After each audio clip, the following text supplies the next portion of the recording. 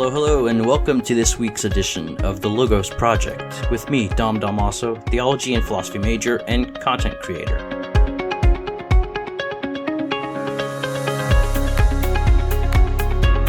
This show aims at taking you back in time to understand prominent thinkers, writers, and cultures. We are semi-educated amateurs here at the Logos Project who constantly strive to deepen our knowledge of the history of human thinking.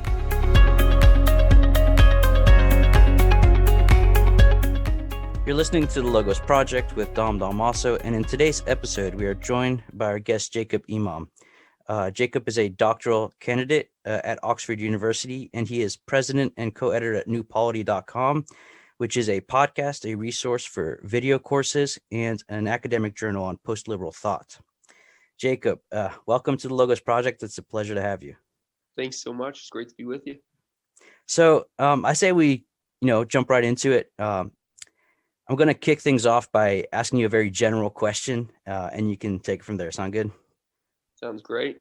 Okay, so first question is very general. What is money, and has it always been a part of the human experience?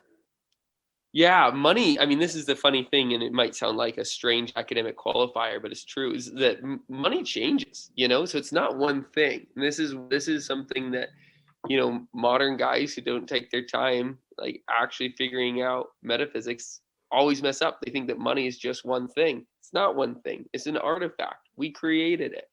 So there might be certain similarities between different types of monies that people use throughout different societies and different cultures. But we can generally say that it does mediate exchange. It makes exchange faster. But we can't say that it's just one thing, that there's no essence to money, because it's not a natural creation that God made. It's something that we made.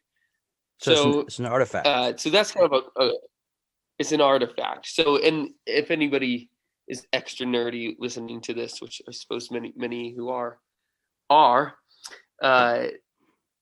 under the various categories, the logical categories, you have agreement, or you have artifact, and then as a subcategory under artifact, you have agreement, which is an immaterial artifact. It's something that isn't physically real. Money is represented oftentimes by a dollar, by a paper dollar, by metal tokens, by a blip on your computer screen. That's obviously the vast majority of dollars today.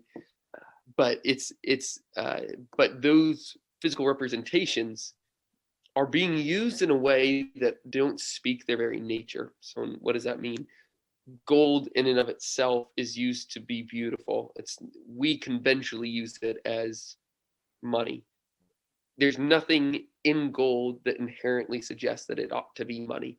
There's good reasons to use it as money. There's very good reasons to use it as money, but it's not in itself something designed for that end by God. It's by God the Creator.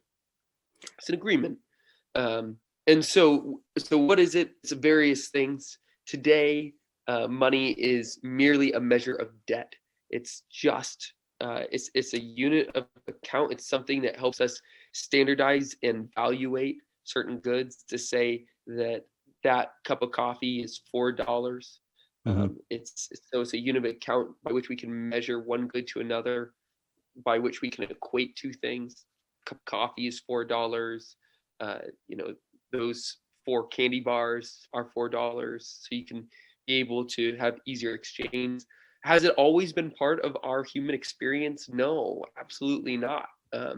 We have what we found more or less through various anthropological studies is that up until tribal villages have hit 150 people, there's no conception of money at all. And even when you get a little bit larger than that, there's still a little bit of a hesitation to use anything as for anything other than what it naturally is.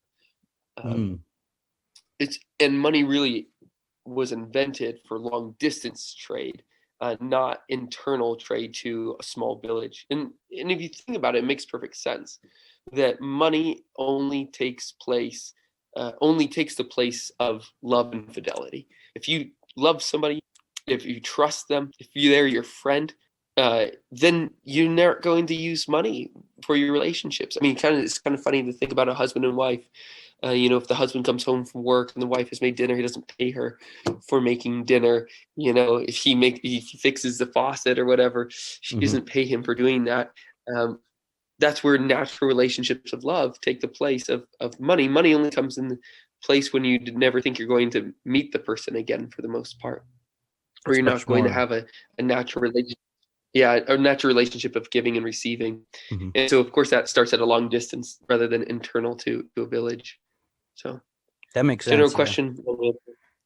question. Yeah. No, it sounds much more contractual as opposed to, I don't know, covenantal, right? So friendships are Totally. much more covenantal and it's interrelationship. But like with money, it's almost like this presupposition that, so I was listening to Dr.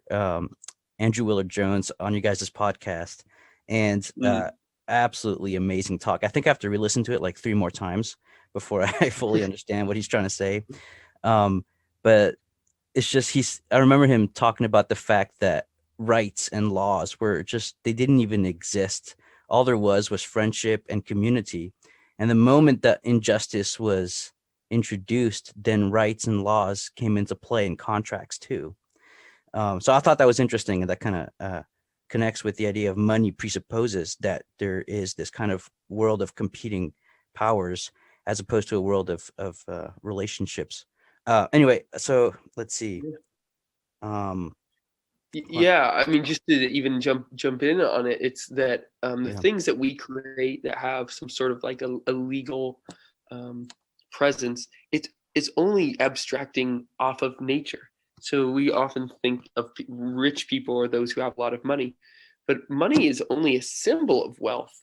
It's not wealth itself. It's not the real things that make life Mm-hmm, joyful, happy, good. mm-hmm, It is a means of procuring those things that do make life joyful, happy, and good. And there's a similar connection there with the whole legal structure too, is that legal structure abstracts from reality, and it's not the reality itself, but we get kind of so lost in our heads and so used to our habits that we start to think that of relationships as truly transactionary, exchangeable, rather than what money is really doing is that it's marking gift from one to another, mm. and flattening the time constraint between gifts um, for people that we don't know. Yeah. Wow. That makes a lot of sense. Well, I feel like this is a good segue into economics, right? Which people think is the study of money, but as you guys keep pointing out on your show, which I'm a huge fan, by the way, is that economics is it really means household management. It Yeah. implies relationships in its very name, and a lot of times, so I have a good friend. We argue a lot about capitalism and other such things, and um, he says that economics is a science that has nothing to do with morality. And I was like, no, you can't separate morality from economics. But I'm getting off track. Sorry. Yeah. So No, I no, guess, no, no. I love it. That's perfect. Yeah, let's talk about it. well, so this is the Yeah. question. So basically, what is economics? And, what is its history as a discipline? Yeah, great question. Well, as you mentioned, the etymology, where that term economics, because it's a weird term, right? Mhm. And so to be able to think it through that well, like where did that term even come from? And it comes from Greece originally. And the word is a compound word, and all it means is household management, as you said, because it's a way in which the household is ordered to be efficient and ensure that everybody in the house is working together in such a way that everyone is enjoying the benefits of one another's labors.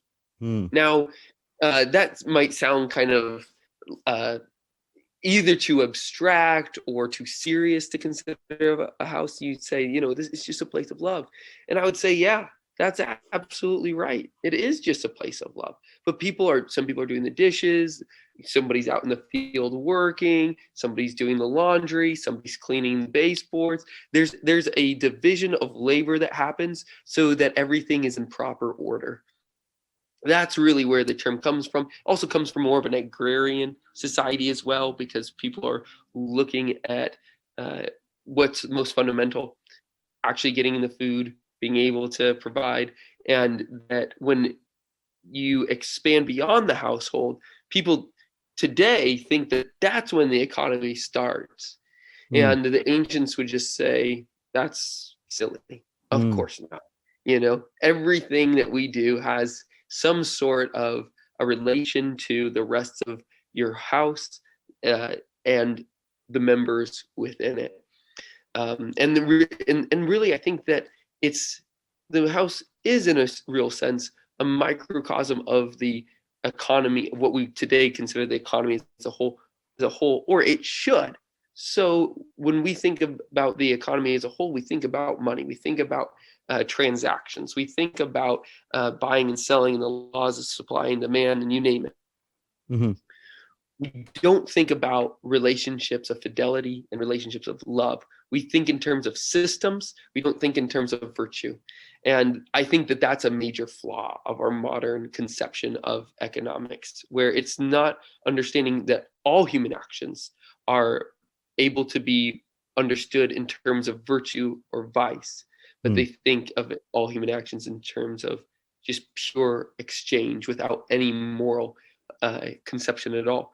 So, so maybe that's the first place to begin with your friend, is that all of our human actions influence other people.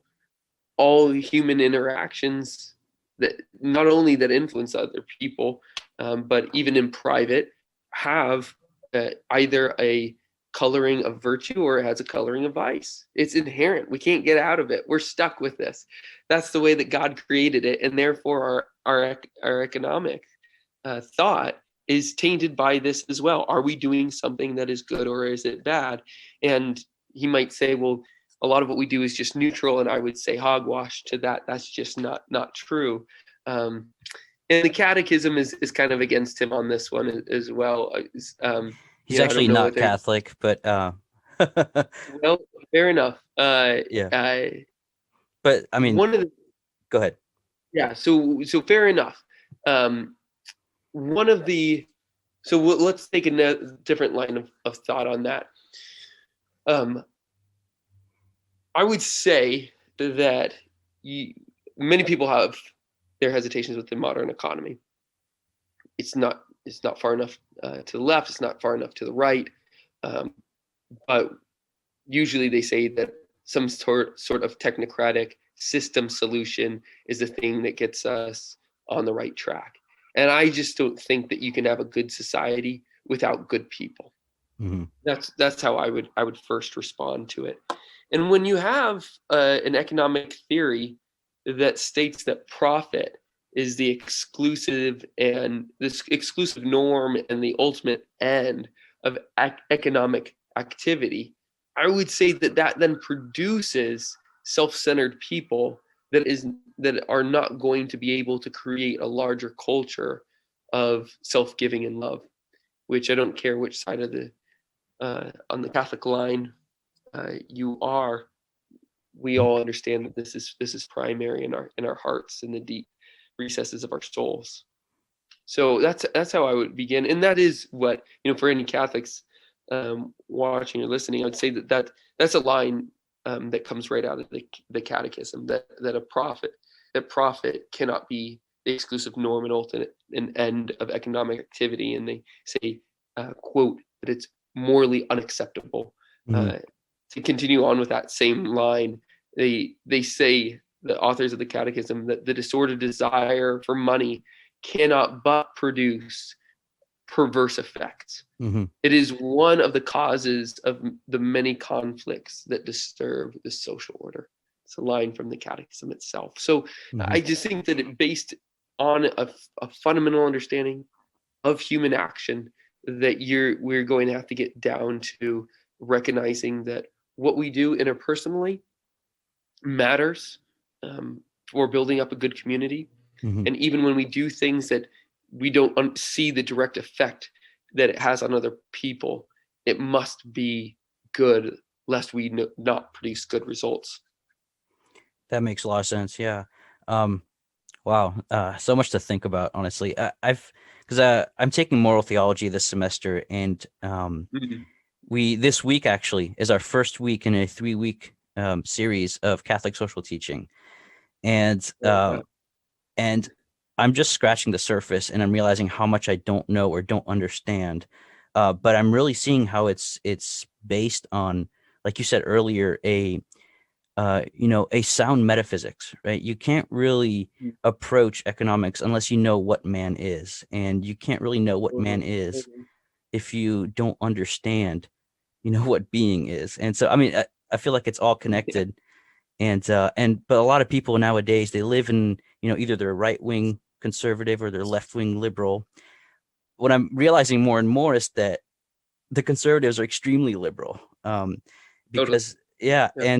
and the left wing liberals are like, I don't know how to put this. It's like they keep the kind of Christian eschatological ideal. They just reject Christianity. And then the right is like they believe in like total depravity, so they just throw their hands up and forget about eschatological thinking. And what you have is, people, it's just they start from this kind of autonomous, I can choose whatever I want as long as I don't infringe on someone else's freedom. And so really that is what liberalism is. So I think the the conservatives are the liberals, and the liberals are the atheistic Christians. I don't know. That's kind of how I see Well, it. they're all on the spectrum of liberal, and it's just how Mhm. how far, what degree of liberal you are. So maybe to summarize it in a different way, I like the way that you did it, but um, that modern, what we today call as modern liberals, Mm. believe that we can achieve the perfect heavenly peace Mhm. while forgetting that we are living in a state that's fallen. Yeah. Meanwhile, the conservatives, who are also a different type of liberal, and we can define that in a second, Okay. uh, uh, understand that we are in a fallen state, but think that that's an excuse to do no better than just live in it. Um, Mhm. and that if we can play off of our right vicious impulses, we can get a better society.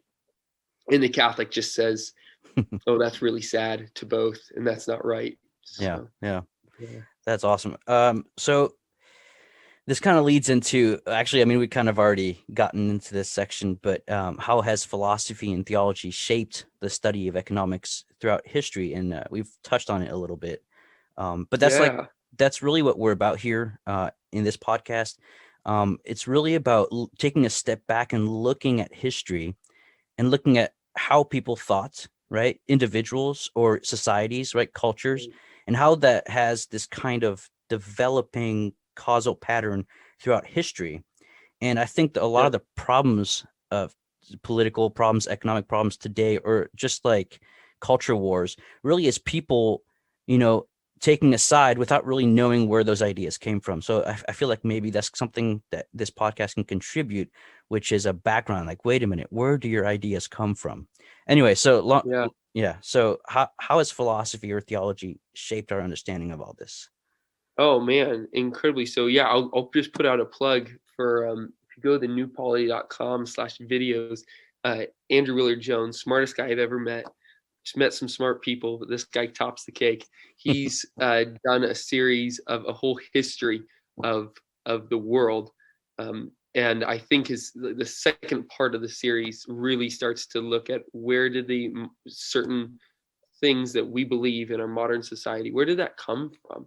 How is it that we all believe that constitutionalism, like having a constitution rather than a monarchy, is the better way to go? How is it that we all believe that the profit motive, or at least conservatives would say that a free market uh, and profit motive really builds a good society? How is it that we would come on to believe that a 401k is just the best way that any of us could invest for retirement? Or where did even the idea of retirement come about. We all just assume that we're all going to have a retirement plan, and that is completely new to the modern era as well.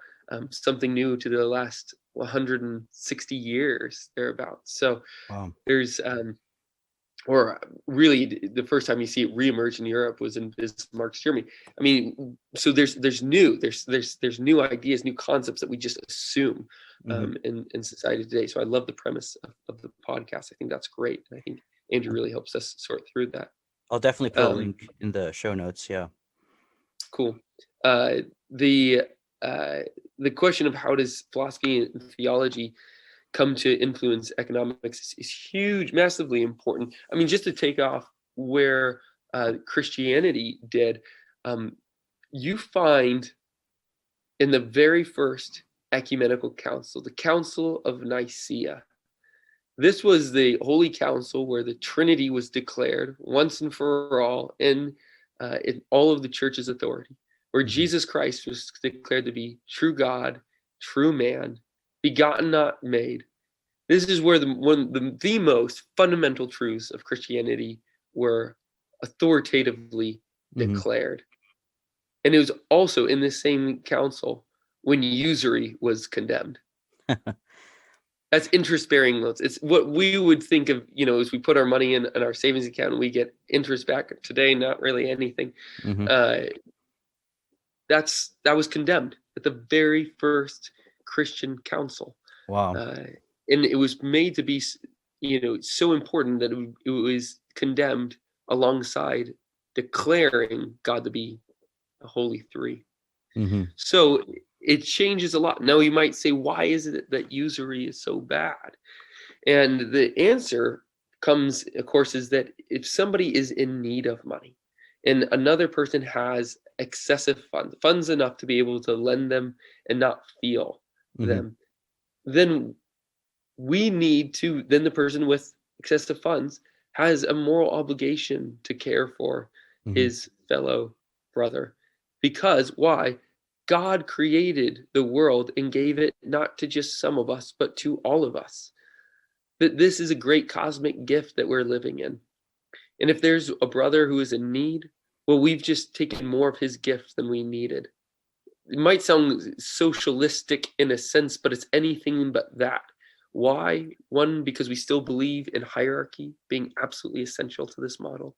And two, that it's all built upon virtue and vice, and there's no central authority making or compelling these sort of financial exchanges.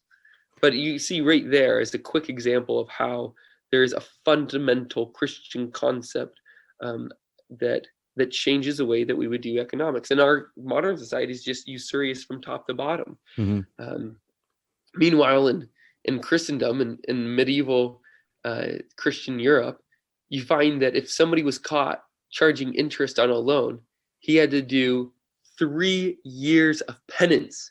If he walked into the confessional, didn't just get his two Hail Marys and his Our Father.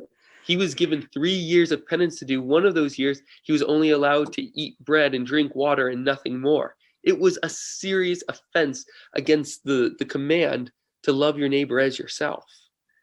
We might think this is hyperbolic or over the top, but Mhm. once you start to look into the divine vision of all actions as being self-giving and actions of love, it really changes everything. That's amazing. You said something. You said it might sound like socialism, which it's funny because socialism, right? In fact, in practice, denies the dignity of the individual, and the very kind of distribution, you might say, that you laid out is actually founded on the dignity of the individual. We're all created in the image and likeness of God, not just a few of us. And so really, like, it's the most anti, you might say, Marxist idea, if that makes sense, right? Um, but Yes. it but also it goes against the liberal idea that as long as you don't infringe on someone else's autonomy, you don't owe that person anything. All you owe is not to infringe on that person's autonomy. So we're all free individual, cells, but really, no, the cell is the family. It's not the individual, because a human person is defined as one in relationship, which is why we're creating the image and likeness of the Trinity. But anyway, I loved how you put that. So great connection. Yeah, and even to, just jump on your liberal point and saying, that what we today call modern liberals and conservatives, they all go back to an understanding of classical liberalism that does, Mhm, as you said, understand that the autonomous individual is the building block of society, and mhm, that he has the ability to make the world into whatever he would want it to mhm, be, conceive of the world in mhm, whatever manner that he would want to be, and that really his responsibilities to others are terribly limited. So a mhm. famous right-wing conservative uh, famously wrote, and this was a champion of the Austrian school of economics, a school that many conservatives will pin themselves on, Mhm. saying that they identify with the group. He said that we should have a free market in children, that we should be able to sell our children, buy and sell children, Oh my goodness. and even to the point where a parent does not have the ability that it is wrong if the parent if it's wrong if the parent is aggressive against a child, beating him, but the parent would not be wrong if he did not love the child, give him hugs, show affection, or feed him even. That's crazy. Wow. So That this is follows. how far the it does because if you're an autonomous individual without responsibilities to others, it falls all the way down to the family, and it breaks the family. Hmm. Yeah, yeah. Which is what we're living and seeing. Yeah.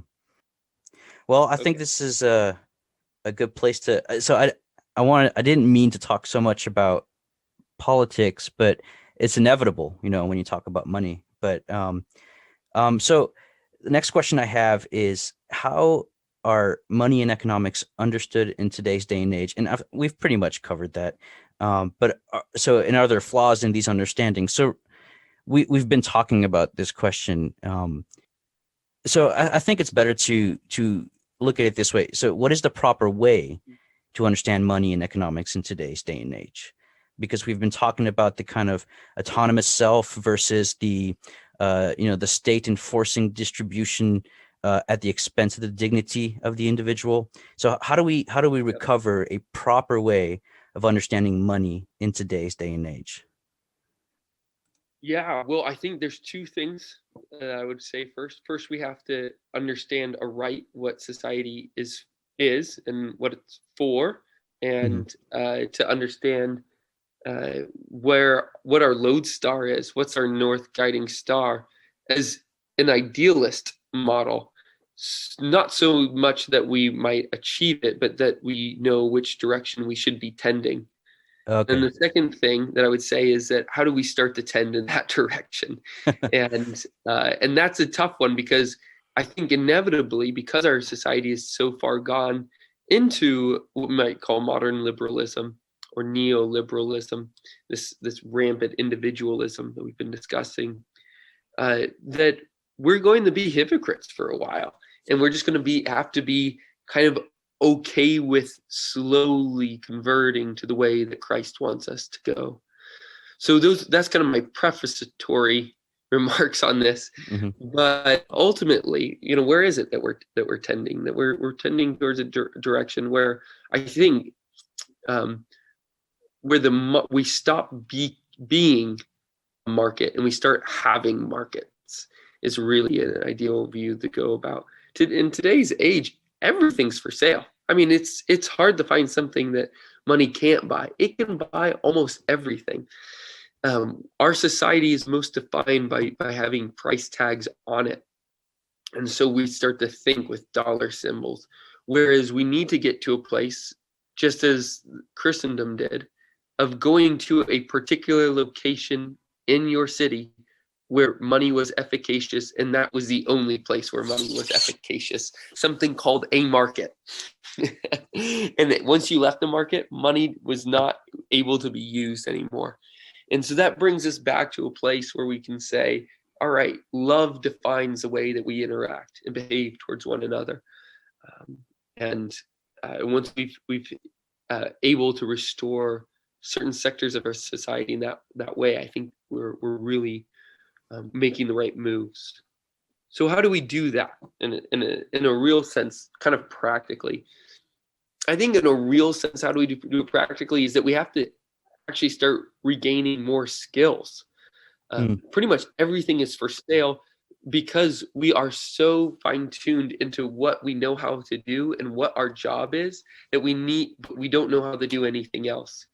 So if you're watching this and you don't know how to not screw in a new light bulb, but like change a light, actually rewire a few things, you should learn how to do that instead of having to call a handyman to do it. If you don't know how to change out a pipe, you should figure out how to do that. If you don't know how to bake bread, you should figure out how to do that. You still need to buy your flour. Maybe you need to buy a starter, but you can actually cut out some of the middlemen in there. Not because we don't value those people, not because we want them to be jobless, but this is the healthy steps that we all need to take in order to regain the skills that we've lost in our modern society. So I would say those are some ways that we start to limit the need for money in our everyday life, and it really just brings dignity to your soul of having new skills and productive habits that breed dignity in yourself, and are just a lot of fun. Great. Yeah, that's an awesome answer, because the world really is a world of specialization. Like, not only in academia, but also in in the economy. Like, you have your plumbers, you have your electricians, you have your uh, restaurant chains, I mean, so Well, this I is. mean, I would even go further than that. I would say, look at Amazon. Look at their warehouse Mhm. facilities. They have guys boxing packages down to a science of they do one single task, whether it's just putting tape over it or putting the item in the box that somebody else determined was the right box size for that thing. Mhm. I mean, it is unbelievable how the specification, down to the point where I had a friend that worked there for a while, and he was required to box 30 packages per minute. At that point, the specialization has gotten down to the point so fine-tuned that the only reason that they don't have a machine doing it is because they haven't figured out how to make it more cost-effective than a human working for $17 an hour. So, but for terrible hours, not enough hours to make a living, and very dehumanizing work. There's no human Yeah. creativity put into that work at all.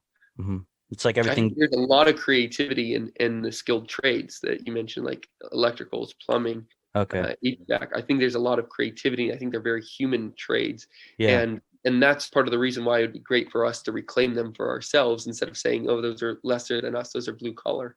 You know? I see what you're saying. Yeah. Yeah. It's almost like the market makes us into this big machine, and where we become machines as well, Yeah. and the machines take over. Not to sound apocalyptic or anything, but that's kind of a scary thought. Well, Um, it's not, but it's not so apocalyptic. I mean, mhm. Karl Marx, for all of his faults, realized that Mhm.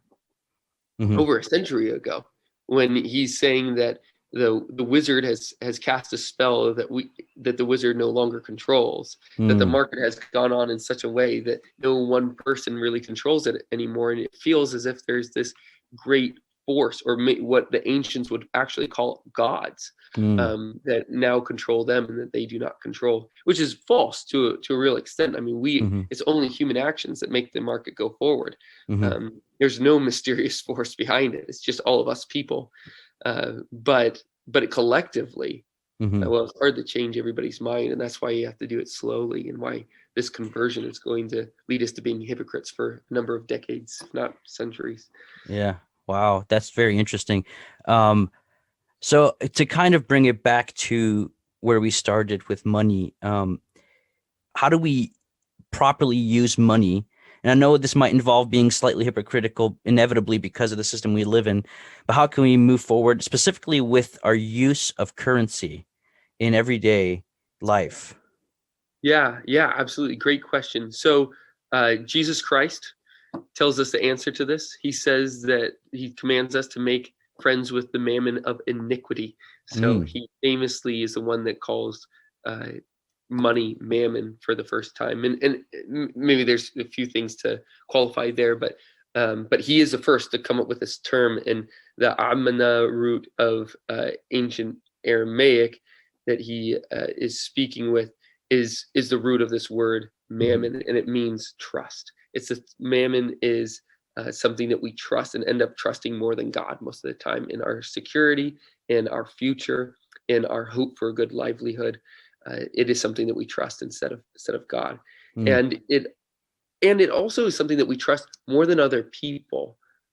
Instead of knowing that we've raised our kids to love us so well, we have opted out of living with them when we hit a more dignified age and have said, well, I'll just spend my money on a nursing home instead. So instead of relying on love, we rely on a nursing home. Or we might do that to our parents, send them off to a nursing home instead of caring for them in our own home. And with under that guys, we replace love with money. And Jesus says that the way of using money properly is to completely undo that. As I mentioned earlier, that we only use money with people that we don't know. We never spend it on our friends, on our family. We use it, with the barista down the street or something like that as she makes her coffee in the morning.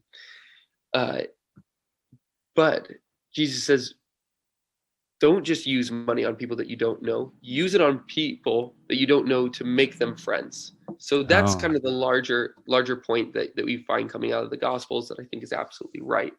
And so how do you do that? I think there's a number of rules for money that we all need. The first rule is that money is a placeholder, so always know what it's holding a place for. This is just absolutely essential. Because money doesn't specifically say I'm for X. Money's not like a gift card where you know that you can only spend it at one shop. You can spend it on pretty much anything. It's nearly a universal token.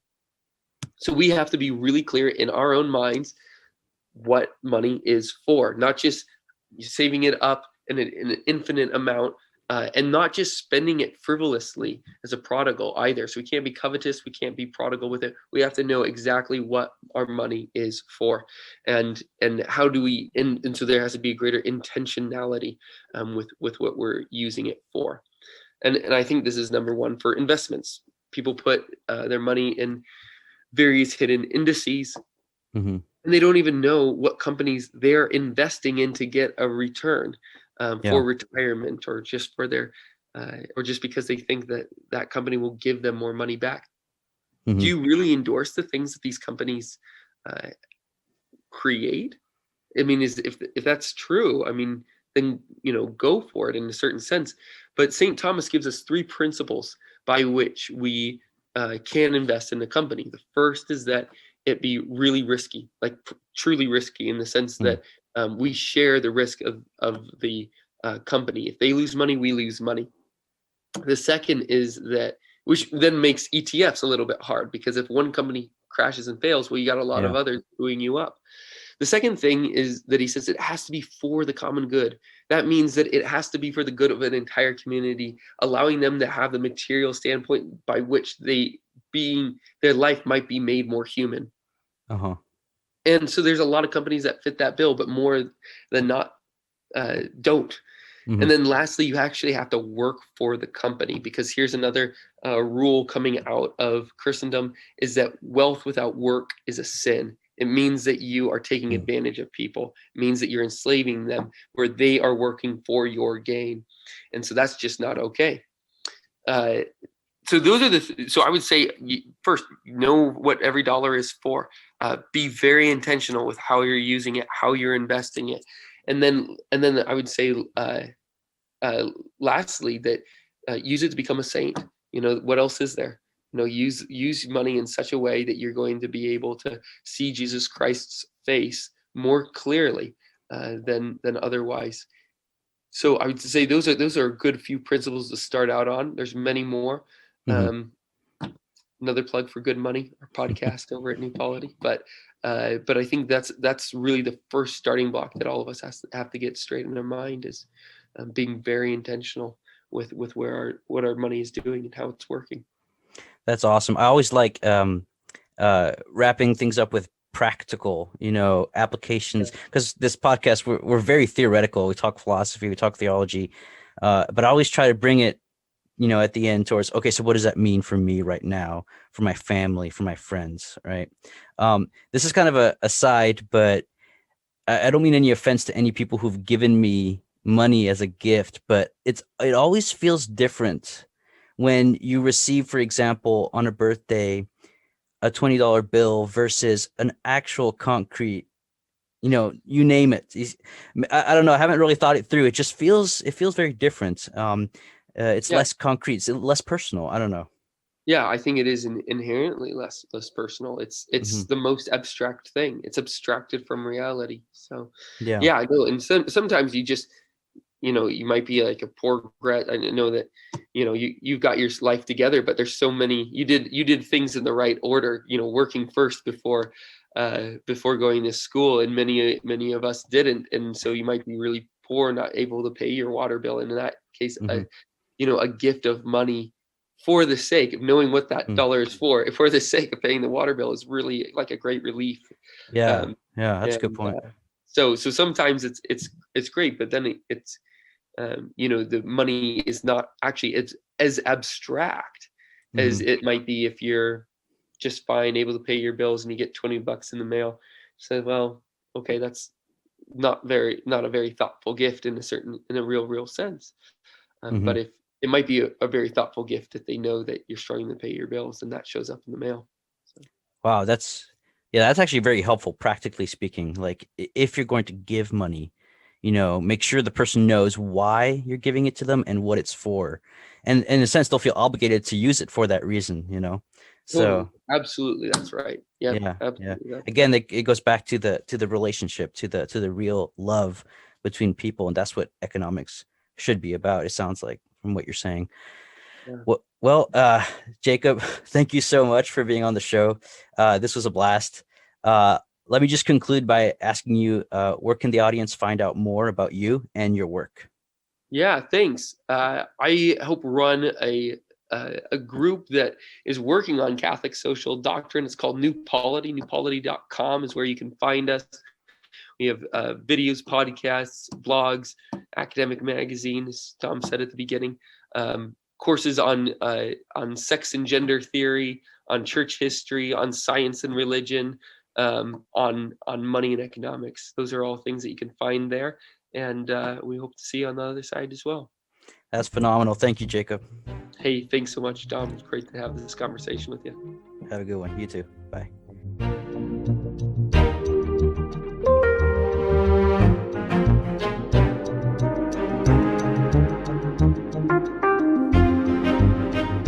I hope you enjoyed that episode. Don't forget to leave us a review. If you want to support us, you can go to patreon.com/the Logos Project. LOGOS Project. Thank you for tuning in, and we'll see you guys next week.